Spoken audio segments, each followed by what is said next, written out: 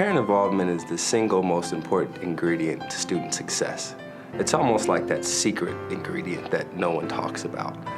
There's a lot of onus on the student and the teacher and the school administrative staff.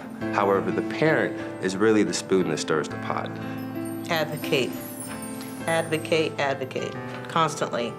Speak up for yourself, speak up for your child. There's nothing worse than saying nothing at all and letting a problem fester and never doing anything about it. It accomplishes nothing, it holds the child back.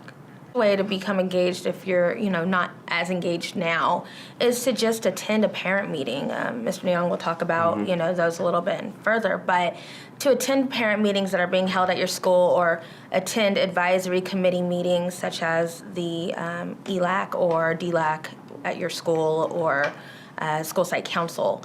You don't have to necessarily sit on those councils to be heard or to hear about what's going on in your school, but that's the first step in parent involvement is being in the know, knowing what's going on in your child's life and, what are they doing, how are they engaging, and how are the administration engaging with your children.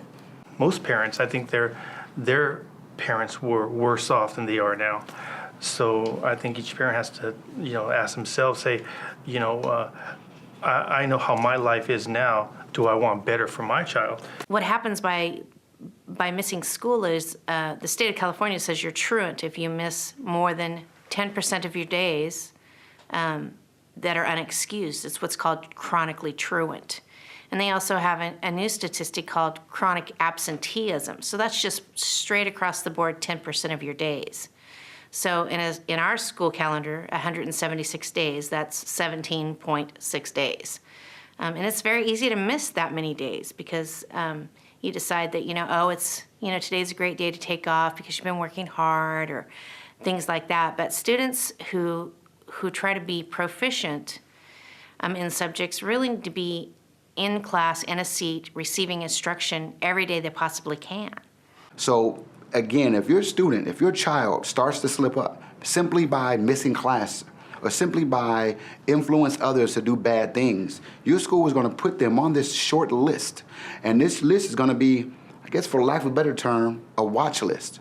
And they're going to keep an eye on that child because all they're going to simply do is they're going to eliminate that problem. They're not going to let the 2% affect the 98.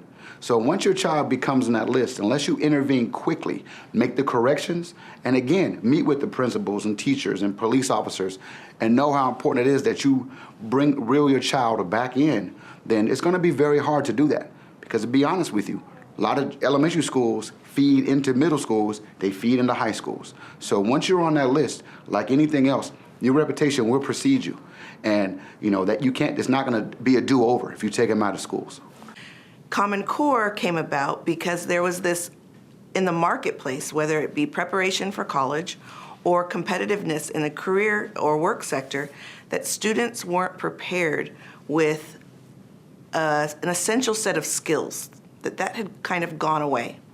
So the framers of the Common Core decided we're going to now look at not only the content that students must know, but also a set of skills that prepare them for college and career readiness.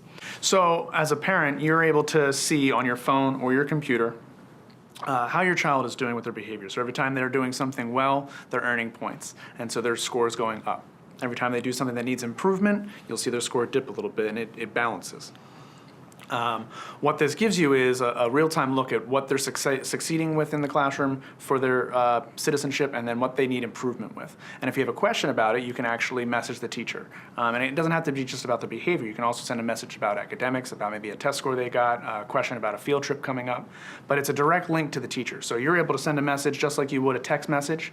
You're able to send a message just like you would an email, and it goes directly to the teacher. And the teacher can respond directly back to you. And so you can do one-on-one messaging, or the teacher can actually send out whole class messages to the entire class. So that way you may receive a message from the teacher, but instead of them having to type it 30 times, it just goes out to everybody.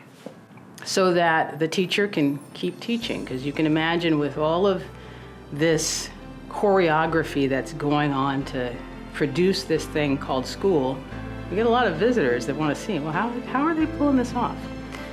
But that also is a part of our citizenship pillar, where we have students look adults in the eye, introduce themselves and say, this is what we're doing in class today, and this is what I'm learning.